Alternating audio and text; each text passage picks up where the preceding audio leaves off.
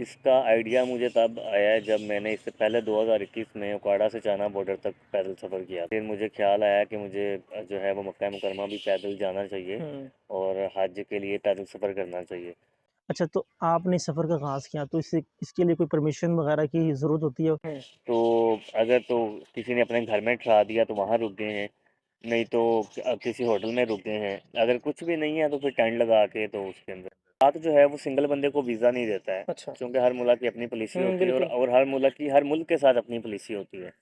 वो सिंगल बंदे को वीज़ा नहीं देता, ग्रुप की शक्ल में वीज़ा देता है और वो भी ज़ियारात का वीज़ा देता है। सर सबसे पहली बात ये है कि अगर तो आप हज के लिए जाना चाहते हैं तो कम से कम भी मैं समझ कम से कम की बात कर रहा हूँ, आपके पास 15 लाख रुपए होने चाहिए। लोग ये समझते हैं कि पैदल जाएंगे तो खर्चा नहीं आएगा, पैदल जाने का खर्चा ज़्यादा है। अस्सलाम वालेकुम दोस्तों, अभी तक आपने हमारा चैनल सब्सक्राइब ही नहीं किया। अगर आपने हमारा चैनल सब्सक्राइब नहीं किया तो चैनल को सब्सक्राइब करें, बेल आइकन को प्रेस करें और वीडियो को शेयर करें। बिस्मिल्लाहिर्रहमानिर्रहीम। अस्सलाम वालेकुम नाज़रीन किराम, उम्मीद है आप खैरियत से होंगे। आज मेरे साथ एक ऐसी शख्सियत मौजूद है कि जिन्होंने अपनी मोहब्बत और शौक़ में वो काम किया है कि जिसका करना बड़ा ही जो है वो एक नामुमकिन सा लगता है, लेकिन उन्होंने अपनी मोहब्बत और शौक़ के अंदर वो किया है। उकाड़ा से पैदल हज करने वाले खुशनसीब इंसान उस्मान अरशद भाई हम आज हमारे साथ मौजूद हैं।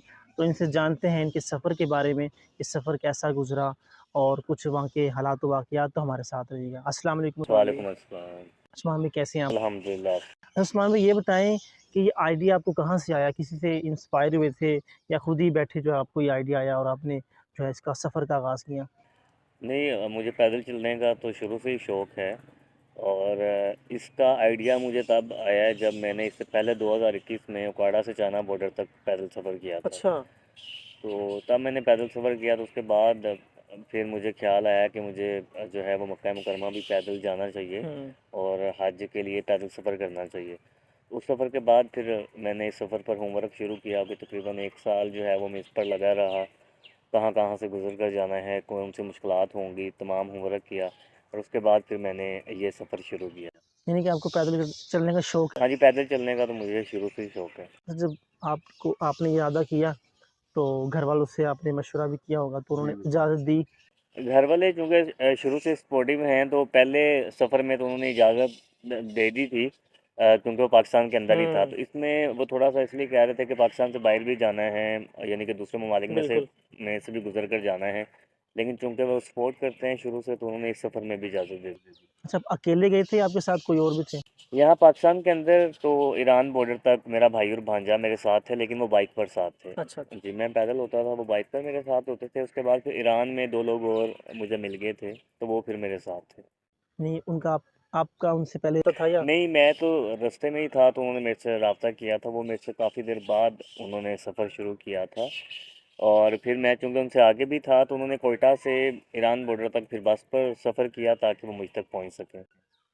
अच्छा, तो आपने सफ़र का आगाज़ किया तो इसके लिए कोई परमिशन वग़ैरह की ज़रूरत होती है? नहीं, गवर्नमेंट से तो इसके लिए कोई परमिशन की ज़रूरत नहीं होती। आपके डॉक्यूमेंट्स पूरे होने चाहिए, जिसके अंदर यानी कि आपका पासपोर्ट ज़रूरी होता है और जिन-जिन ममालिक से आपने गुज़र कर जाना है, जी, उनका जी। वीज़ा जो है वो आपके पास होना चाहिए। सही है। जी। तो आपकी वहाँ पे जब आपने यहाँ से स्टार्ट किया तो रातें कैसे गुज़ारते थे और दिन कैसे गुज़ारते थे? दिन तो सफ़र में ही गुज़रता था। सुबह उठे हैं, नमाज़ अदा की है, उसके बाद सफ़र शुरू कर दिया है और रात सो जाते थे। अब ये होता था कि अगर तो कोई शहर है, हुँ। तो अगर तो किसी ने अपने घर में ठहरा दिया तो वहाँ रुक गए हैं, नहीं तो किसी होटल में रुक गए हैं। अगर कुछ भी नहीं है तो फिर टेंट लगा के तो उसके अंदर सारा सामान आप जी, सारा सामान पास था। तो लोगों की क्या आप समझते हैं कि उनकी क्या सपोर्ट करते थे, मोहब्बत देते थे या? लोगों ने बड़ा सपोर्ट दिया अल्हम्दुलिल्लाह। लोग रास्ते में रुकते थे, एप्रिशिएट करते थे। किसी को एप्रिशिएट करना ही जो है वो आपके लिए हुँ। बड़ी एनर्जी होती है बिल्कुल। और फिर आप आगे बढ़ते रहते हैं। उसके अलावा पानी और खाना वगैरह भी यानी कि लोग प्रोवाइड करते रहते थे। सही है। अच्छा, तो आपने जब सफ़र का आगाज़ किया, तो जब ईरान बॉर्डर पे पहुँचे, वहाँ पर कोई मुश्किलात पेश आई? नहीं, ईरान बॉर्डर पर तो कोई मुश्किलात नहीं आई। वहाँ तो बस उन्होंने डॉक्यूमेंट्स चेक किए और ईरान दाखिल हो गए। ईरान में दाखिल होने के बाद फिर वहाँ सर्दी का काफ़ी सामना था। सर्दी वहाँ पे बहुत ज़्यादा थी। फिर सर्दी के साथ-साथ हवाएँ बहुत तेज़ चलती थीं। तो सर्दी के हवाले से वहाँ पे मुश्किल थी, बाकी कोई मुश्किल नहीं। आपने पाकिस्तान का काफ़ी इलाका सैर किया होगा, तो आपको सबसे ज़्यादा गर्मी कहाँ पे महसूस हुई? गर्मी तो पंजाब में थी जब मैंने सफ़र शुरू किया था, तो गर्मी बहुत ज़्यादा थी, पहले दिन ही बहुत ज़्यादा गर्मी थी, फिर उसके बाद गर्मी रही है। तकरीबन मैं सखी सरवर जब पहुंचा जी, हूं जी। तो उस दिन जो है वो पहली रात वहां पहुंचकर जो है वो जैकेट पहननी पड़ी है। दिन में तो यानी गर्मी होती थी, लेकिन रात के वक्त मौसम ठंडा हो जाता था और कुछ ना कुछ आपको लेने की ज़रूरत होती थी। उसके बाद फिर बलोचिस्तान से दिन में भी सर्दी शुरू हो गई थी और फिर ईरान तक जो है वो सर्दी रही है। तो कच्चे के डाकुओं का आपसे सामना नहीं नहीं, कच्चे के डाकू रास्ते में नहीं थे। हुआ? इस तरह का कोई वाक़या पे होगा? नहीं, इस तरह का कोई वाक़या, अल्लाह का बड़ा करम रहा है कि इस तरह का कोई वाक़या पेश नहीं आया। अच्छा, जब आपने सफ़र शुरू कर दिया, तो कभी ख़्याल आया कि यार वापस नहीं, इस तरह का ख़्याल कभी भी नहीं आया और मैं समझता हूँ ये बड़ी करम है, रब का बड़ा जी, जी। करम है, क्योंकि उसकी मर्ज़ी के बगैर तो आप कुछ भी नहीं कर सकते बिल्कुल। हैं। तो बड़ी मुश्किलात भी देखी, गर्मी बड़ी देखी, सर्दी बड़ी देखी, बारिश भी, तूफ़ान भी, लेकिन अल्हम्दुलिल्लाह ये ख़्याल नहीं आया, सफ़र जारी रहा। अच्छा, हमने आपका देखा था ईरान पहुँचकर जो ना आपका कलर काफ़ी चेंज हो गया था। तो वो क्या वजह थी उसकी? पानी की वजह थी या नहीं, पानी की वजह नहीं, कलर तो यहीं से चेंज हो गया था, क्योंकि जब आपने गर्मी में सख्त गर्मी में चलना है तो आपका कलर तो ख़राब हो जाएगा, ठीक है। उसके बाद फिर आपका कलर जो है वो सख्त सर्दी की वजह से भी ख़राब होता है, क्योंकि ईरान में सर्दी बहुत ज़्यादा थी और फिर हवाएं भी बहुत ठंडी चलती थी और फिर खुश्क हवाएं चलती थी, तो वो सारा कुछ मिलाकर जो है वो आपके चेहरे पर असर कर रहा होता है, तो इसलिए रंग जो है वो तब्दील हो गया था। तो बीमारी जो होती है इंसान के साथ होती है, तो इस सफ़र के अंदर आप बीमार भी हुए? मैं पहले दिन ही बीमार हुआ था, मुझे पहले दिन यानी कि मैं साहिवाल पहुंचा था तो मुझे बुखार हो गया था, तो फिर मैंने 2 दिन आराम किया था। उसके बाद अल्लाह का शुक्र है, सारे सफ़र में मुझे वैसे तो कोई बीमारी नहीं आई, बस ये होता था कभी पाँव में दर्द होना शुरू हो गया, ज़ाहिर बात तो है। वो कभी-कभी होता था, बाकी अल्लाह का शुक्र ठीक था। सही है। अच्छा, आपने कितने ममालिक का जो इस सफ़र में आपने सफ़र किया? मैंने पाकिस्तान के बाद जो मेरा तीसरा मुल्क था वो सऊदी अरेबिया था। सही, पाकिस्तान से ईरान, ईरान से यूएई और यूएई से फिर सऊदी अरेबिया। सही। जी। अच्छा, तो आपकी ना एक पोस्ट हमने देखी थी, जिसमें आप पाकिस्तानी हुकूमत से गिला कर रहे थे, तो वो क्या मामला था? एक्चुअल में ये ऐसा है कि पहले जो मेरा रूट था वो पाकिस्तान से ईरान, ईरान से इराक, इराक से कुवैत और कुवैत से सऊदी अरेबिया था। हुँ, बाद में रूट तब्दील करना पड़ा। एक्चुअल में ईरान के बाद इराक आता है। इराक जो है वो सिंगल बंदे को वीज़ा नहीं देता है, अच्छा। क्योंकि हर मुल्क की अपनी पॉलिसी होती है बिल्कुल। और हर मुल्क के साथ अपनी पॉलिसी होती है। वो सिंगल बंदे को वीज़ा नहीं देता, ग्रुप की शक्ल में वीज़ा देता है और वो भी ज़ियारात का वीज़ा देता है। तो वो वीज़ा नहीं मिल रहा था और इस हवाले से मैं चलने से पहले मैं बिलावल भुट्टो साहब उस वक्त जो हैं वो फॉरेन मिनिस्टर थे, हुँ, तो मैं उनसे मिलकर भी गया था। अच्छा। तो उन्होंने यकीन दहानी करवाई थी और वो जितना यानी कि अपनी तरफ से कर सकते थे तो उन्होंने किया भी। तो वो फिर होता ये है कि जब आप यानी कि इतने बड़े सफ़र में होते हैं और फिर आपको होता है कि यार आप इतने करीब आ गए हैं और यानी कि आप हुँ, मुश्किल आ रही है और फिर अगर आप बार बार रिक्वेस्ट कर रहे हैं तो फिर बात का बंदा थोड़ा सा जो है वो हैप्टिक भी हो ऐसे जाता ही है। है। तो फिर वो ये था कि वो बस वीज़ा के हवाले से था कि वीज़ा अगर यानी कि मिल जाएगा तो वो आसानी हो जाएगी, लेकिन बस वो वीज़ा नहीं मिल सका इराक का। और अगर इराक का वीज़ा मिल भी जाता तो फिर इराक के बाद कुवैत वैसे पाकिस्तानियों को वीज़े नहीं देता है, तो वो वीज़ों के हवाले से था। लेकिन जब वो नहीं हुआ तो उसके बाद फिर मैंने वैसे रूट तब्दील कर दिया, वो ईरान से यूएई और यूएई से फिर सऊदी अरेबिया। सऊदीया जब आप वहाँ पर पहुँचे थे, बॉर्डर था वहाँ पर, जी, तो बॉर्डर होता है जी। वहाँ से उन्होंने कोई तफ्तीश वगैरह की? जी, वो डॉक्यूमेंट्स चेक होते हैं, आपके पासपोर्ट चेक होता है, वीज़ा चेक होता है, स्टैंप होती है, उसके बाद फिर आप सख्ती कहाँ महसूस हुई आपको? मैंने बॉर्डर पे तो कहीं सख्ती महसूस नहीं हुई। यानी कि कहीं डर लगा हो कि यार नहीं, डर भी कहीं नहीं लगा। जी। अच्छा, पाकिस्तान की पुलिस भी आपने मैंने देखी है वीडियो, तो पाकिस्तान की पुलिस और वहाँ की पुलिस या जितने भी ममालिक आप घूमे हैं, किस पुलिस में आपको जो है ना वो थोड़ी-सी हैबत महसूस हुई है या सर पुलिस जो है वो सारे ममालिक की जो है वो बड़ी अच्छी है, ठीक है। होता ये है कि हम लोग दरअसल समझने की कोशिश नहीं करते हैं, क्योंकि हर मुल्क के अंदर अगर हम शोबों से हटकर बात करें आम इंसान की, तो अच्छे बुरे इंसान होते हैं। फिर अगर हम शोबों की बात करें तो हर शोबे के अंदर भी अच्छे बुरे इंसान होते हैं। तो इस तरह हमारी पुलिस के अंदर भी बहुत अच्छे लोग हैं और कुछ बुरे भी हो सकते हैं। इसी तरह दूसरे ममालिक के अंदर भी अच्छे लोग भी होते हैं, बुरे लोग भी होते हैं। तो मुझे तो यहाँ भी हमारी यहाँ पे पंजाब के अंदर भी हमारी पुलिस मिली, तो यानी कि उन्होंने अप्रिशिएट किया। एप्रिशिएट और फिर बलोचिस्तान के अंदर हमारी लेडीज़ है, अल्हम्दुलिल्लाह बहुत अच्छी है, उन्होंने बड़ा सपोर्ट किया। उसके बाहर भी मुझे जितनी यानी कि दूसरे ममालिक की पुलिस मिलती रही वो भी बहुत अच्छी हैं। तो ये सबसे बड़ी बात ये होती है कि आपने पॉइंट क्या निकालना है। आपने पॉजिटिव पॉइंट निकालना है कि नेगेटिव पॉइंट बिल्कुल निकालना है, ठीक है ना। अगर मैंने नेगेटिव निकालना है तो फिर तो मैं कुछ भी निकाल लूँगा, ऐसे ही है। पॉजिटिव निकालना है तो मैं पॉजिटिव निकाल लूँगा। असल डिपेंड बंदे के अपने ऊपर करता है। अच्छा, आपने ये भी वीडियो अपलोड की थी कि आपको जो है वो क्या नाम है जहाज़ की टिकट पे करनी पड़ी थी। वो जी बिल्कुल, वो यानी कि मैंने जो दूसरे लोगों ने जो हज जहाज़ पे गए जी, थे जी। लोग हज अदा करने, 11,75,000 रुपये उन्होंने पे किए थे, वही मैंने पे किए थे। तो वो आपने क्यों पे किए थे? वो पे इसलिए किए कि वो पे करने पड़ते हैं, अच्छा। क्योंकि वहाँ पे आपके लिए सारे अरेंजमेंट्स होते हैं। आपने मिना के अंदर, अरफात के अंदर, मुज़दलिफ़ा के अंदर जब आपने स्टे करना है, वहाँ पे मक्का के अंदर जो आपने क़याम करना है, मदीना के अंदर क़याम करना है, खाना पीना है, जो बसेस आपको लेकर आती जाती हैं, सारा कुछ यानी जो जहाज़ पर जी, जाते जी, हैं, जी। फिर वो एयरपोर्ट से आपको लेकर आती है, फिर वो मदीना लेकर जाती है, मतलब सारे तो वो पैसे जो है वो इस चीज़ के होते हैं। तो वो फिर मुझे भी पे करने पड़े। उन्होंने कहा कि चूँकि उन्हें उन्हें आगे सऊदी गवर्नमेंट को पे करने पड़ते हैं, पाकिस्तानी गवर्नमेंट जी। को। तो उन्होंने कहा था कि हम सिर्फ़ आपको जो है यानी कि वो जो आपकी टिकट के पैसे होंगे वो रिटर्न करेंगे, लेकिन वो भी अभी आपको पे करने पड़ेंगे। अच्छा। तो एक दफ़ा मैंने सारे पे किए, तो बाद में जो है फिर वो मुझे मेरी मैं जब वापस आया तो तकरीबन 4 माह बाद वो मैंने एप्लीकेशन दी थी, तो उसके बाद फिर मुझे टिकट के पैसे जो है वो वापस मिल गए थे, बाकी नहीं मिले। अच्छा, आप यहाँ से जब बंदा जाता है तो जद्दा जाता है, तो जी। आप पहले कहाँ गए थे? मैं तो पहले जो है वो सबसे पहले ताइफ पहुंचा हूँ, ताइफ से फिर मक्का पहुंचा हूँ, सही है। यानी कि जो मेन शहर, उससे भी पहले रियाज पहुंचा हूँ जो उनका कैपिटल है सऊदी ठीक। अरेबिया का। अच्छा, जब आप मक्कातुल मुकर्रमा पहुँच गए तो आपकी क्या फीलिंग्स थी? मैं तो बहुत ज़्यादा खुश था।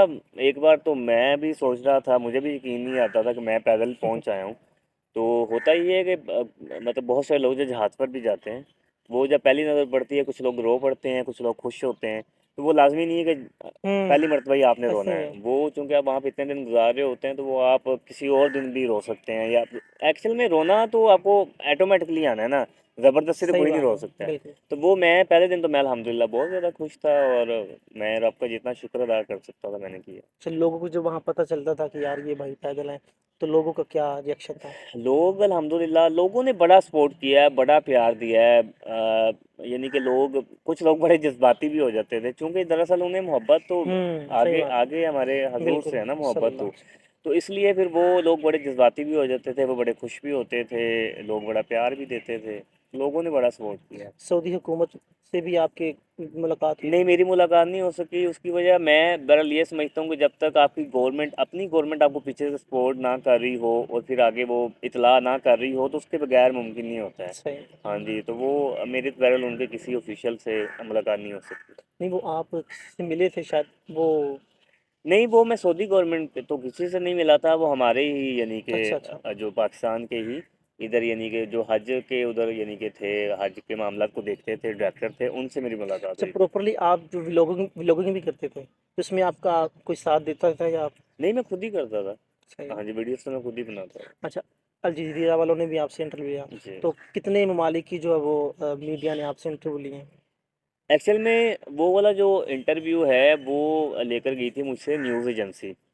होता ये है कि कोई न्यूज़ एजेंसी यानी कि आपसे इंटरव्यू लेकर जाती है, फिर वो आगे सारे उन चैनल्स को देती है। हुँ, वो चैनल्स उस यानी कि इंटरव्यू को नशर तो करते हैं, उसको लगाते हैं, लेकिन वो क्रेडिट जो है उस न्यूज़ एजेंसी को दे रहे होते हैं। तो वो एक न्यूज़ एजेंसी करके गई थी, तो उसके बाद फिर वो आगे वहीं से सारे, उसके अलावा यानी पहले बहुत सारे चैनल्स ने किया, और बहुत सारे 3-4 सऊदी चैनल सेपरेट भी आके करके गए। अल अरबिया ने भी शायद किया जी था। अल अरेबिया ने भी किया। तो वो फिर उनसे जो है यानी कि बहुत सारे लोगों ने वहाँ से यानी कि उनके पास न्यूज़ जाती है, तो फिर वो आगे यानी कि लगाते हैं उस वीडियो को। सही है। जी। अच्छा, आप गए भी पैदल थे, आए भी पैदल हो? नहीं नहीं, आया तो बाय एयर हूँ, अच्छा, बाय सिर्फ एयर। जाना ही होता है। तो कितने दिन लगे थे आपको? मुझे 6 माह 13 दिन लगे। 6 माह तो जी। बहुत लंबा टूर है। हाँ जी, इतना लंबा सफ़र, इतना टाइम तो फिर लगना ही लगना है आपको। सही है। हाँ जी। अच्छा, आप जब मदीना शरीफ पहुँचे, हाँ जी। तो वहाँ पर आपकी क्या फीलिंग्स थी?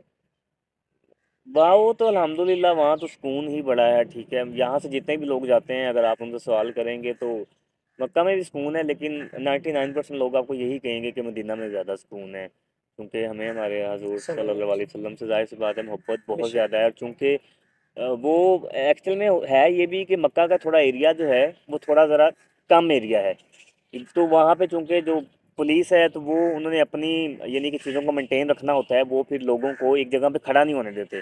जब वो खड़ा नहीं होने देते तो फिर लोग ना थोड़ा सा तंग आ जाते हैं, यानी कि वो कहते हैं कि यार ये खड़े नहीं होने देते, जहाँ भी खड़े होते हैं ये कहते हैं आगे चलो आगे चलो आगे चलो। तो मस्जिद नबी का जो एरिया है वो बहुत बड़ा है, तो वहाँ पे भी लोग बहुत ज़्यादा होते हैं, लेकिन एरिया बहुत बड़ा है तो लोग वहाँ पे डिवाइड होते हैं।